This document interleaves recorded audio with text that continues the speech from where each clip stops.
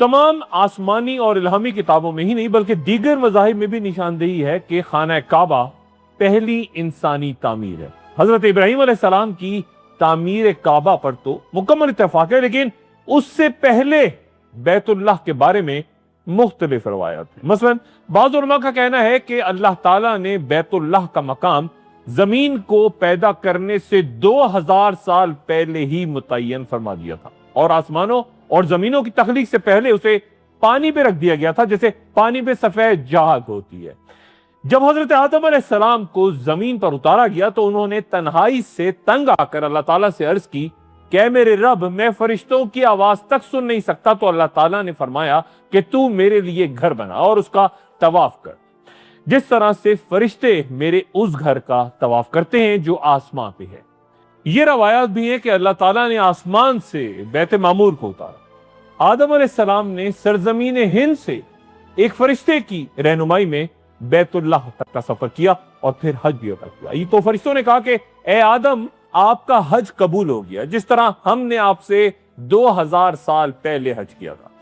حضرت ابن عباس رضی اللہ تعالیٰ عنہ فرماتے ہیں کہ طوفان نوح کے زمانے میں اسے چوتھے آسمان پہ اٹھا لیا گیا تھا، جبکہ جبرائیل علیہ السلام نے حجر اسود کو جبل ابو قبیس میں چھپا دیا تاکہ یہ طوفان سے بچ سکے۔ خانہ کعبہ کی بنیاد 5 پہاڑوں کے پتھروں سے رکھی گئی ہے، اور یہ بابرکت پہاڑ جبل ہرا، طور زیتا، طور سینا، جبل لبنان اور جبل جودی۔ حافظ ابن کثیر اپنی تفسیر میں فرماتے ہیں کہ علماء میں اختلاف ہے کہ خانہ کعبہ کی بنیاد سب سے پہلے کس نے رکھی۔ یہ بھی روایت ہے جن کا میں پہلے بیان کر چکا کہ فرشتوں نے آدم علیہ السلام سے پہلے رکھی تھی، لیکن یہ بھی کہا گیا کہ آدم علیہ السلام نے اسے تعمیر کیا، جبکہ ابن عباس رضی اللہ تعالیٰ عنہ سے مروی ہے کہ بیت اللہ سب سے پہلے حضرت شیس علیہ السلام نے تعمیر کیا۔ ان تمام روایات کی نہ تو تصدیق ہو سکتی ہے اور نہ ہی تردید، لیکن زیادہ علماء متفق ہیں کہ جہاں ابراہیم علیہ السلام اور اسماعیل علیہ السلام نے کعبہ تعمیر کیا، وہاں آدم علیہ السلام کے کعبے کی بنیادیں موجود تھیں۔ اور یاد کرو، جب ابراہیم علیہ السلام اور اسماعیل علیہ السلام خانہ کعبہ کی بنیادیں اٹھا رہے تھے تو دونوں دعا کر رہے تھے کہ اے میرے رب، تو ہم سے یہ خدمت قبول فرما، بے شک تو خوب سننے اور جاننے والا ہے۔ ابراہیم علیہ السلام اور اسماعیل علیہ السلام کے بعد کعبہ غالباً 2 مرتبہ پھر تعمیر ہوا۔ فتح باری کے مطابق ایک بار اماخلہ اور دوسری بار قبیلہ بنو جرہم نے اسے تعمیر کیا۔ قریش کے دور میں کعبہ دوبارہ تعمیر ہوا کیونکہ اس کے پردوں میں لگی آگ سے بہت نقصان ہو گیا تھا، اور دوبارہ تعمیر کے بعد جب حجر اسود کو نصب کرنے کا وقت آیا تو ہم سب اس واقعے کو جانتے ہیں کہ رسول اللہ صلی اللہ علیہ وآلہ وسلم نے تنازع کو اس صورت ختم کروایا کہ ایک چادر کے ہر کونے کو مختلف قبائل کے ایک شخص نے تھاما اور اصل مقام تک پہنچ کے رسول اللہ صلی اللہ علیہ وآلہ وسلم نے اسے اپنے دست مبارک سے نصب فرما دیا۔ تب کعبے کی بنیاد انسانی قد کے برابر ہوا کرتی تھی، جسے بعد میں بلند کر دیا گیا۔ چونکہ اس مقدس عمارت کی ساخت مکب ہے، اسی لیے اسے کعبہ کہا جاتا ہے، کیونکہ عربی میں 6 یکساں پہلوؤں والا پانسا مکب یا کعبہ کہلاتا ہے۔ مکے کا قدیم اور اصل نام بکہ ہے، لیکن اس شہر کو بلد الامین، ام القرا، بیت العتیق اور بیت الحرام بھی کہا جاتا ہے۔ سال میں 2 بار کعبہ کو غسل دیا جاتا ہے، رمضان کے آغاز سے تقریباً 30 روز پہلے اور پھر حج کے آغاز سے بھی تقریباً اتنے ہی روز پہلے۔ حضرت امام مہدی کی بیعت کے بعد کعبہ میں ایک بڑا سانحہ رونما ہوگا۔ آخری زمانے میں حبشہ سے ایک سیاہ فام شخص سامنے آئے گا جس کا نام ذو سویتکین ہوگا، کیونکہ اس کی پنڈلیاں انتہائی باریک اور چھوٹی ہوں گی۔ وہ کعبہ کے ایک ایک پتھر کو گرا دے گا اور اس کا غلاف اتار کے لے جائے گا۔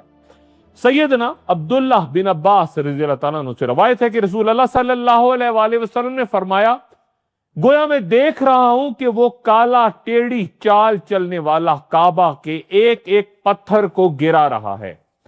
یہ بات درست کہ صحابہ فیل کے زمانے میں اہل مکہ کفار تھے، لیکن وہ کعبے کی تعظیم کیا کرتے تھے، تبھی ابراہ کے لشکر کو اس تک پہنچنے سے پہلے ہی تباہ کر دیا گیا تھا۔ لیکن جب یہاں کے رہنے والے ہی اس کا احترام نہیں کریں گے تو اللہ ان کی مدد روک لے گا۔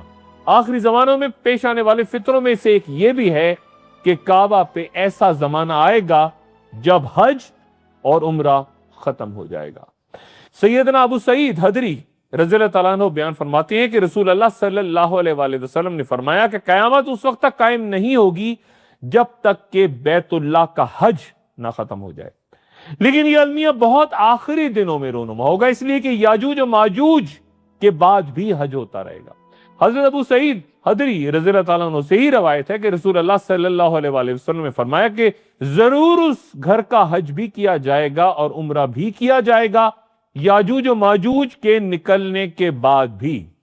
اس حدیث سے یہ مفہوم بھی لیا جا سکتا ہے کہ ممکن ہے کہ جنگوں کے دوران حج رک جائے اور پھر دوبارہ شروع ہو جائے، یا پھر یہ کہ چند اقوام کو حج سے ہی روک دیا جائے، یا پھر یہ کہ حج ہمیشہ کے لیے ختم ہو جائے گا، واللہ اعلم بالصواب۔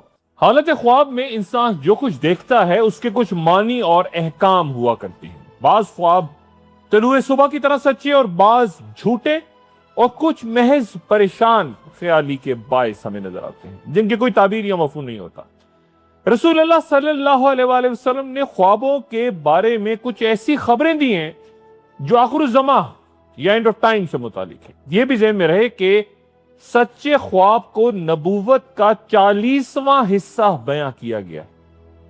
ام المومنین حضرت عائشہ صدیقہ رضی اللہ تعالیٰ عنہ سے روایت ہے کہ رسول اللہ صلی اللہ علیہ وآلہ وسلم نے فرمایا کہ میرے بعد نبوت سے کوئی چیز باقی نہیں رہے گی سوائے مبشرات کے۔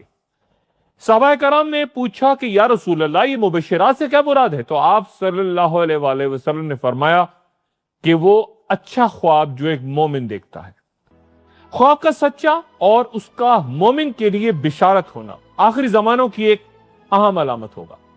ایک مومن چونکہ عام لوگوں میں اجنبی ہوگا، اس لیے یہ سچے خواب اس کی تنہائی بھی دور کریں گے اور رہنمائی کا فرض بھی سر انجام دیں گے۔ ایک اور حدیث یوں ہے کہ رسول اللہ صلی اللہ علیہ وآلہ وسلم نے فرمایا کہ جب قیامت کا زمانہ قریب ہوگا تو مسلمان کا خواب کم ہی جھوٹا ہوا کرے گا۔ جس کا خواب سچا ہوگا وہ بات میں بھی سچا ہوگا۔ خواب 3 قسم کا ہوتا ہے، ایک سچا خواب جو کہ اللہ کی طرف سے خوشخبری ہوتا ہے، دوسرا غمناک خواب جو شیطان کی طرف سے ہوتا ہے، اور تیسرا خواب جہاں انسان خود سے باتیں کرتا ہے۔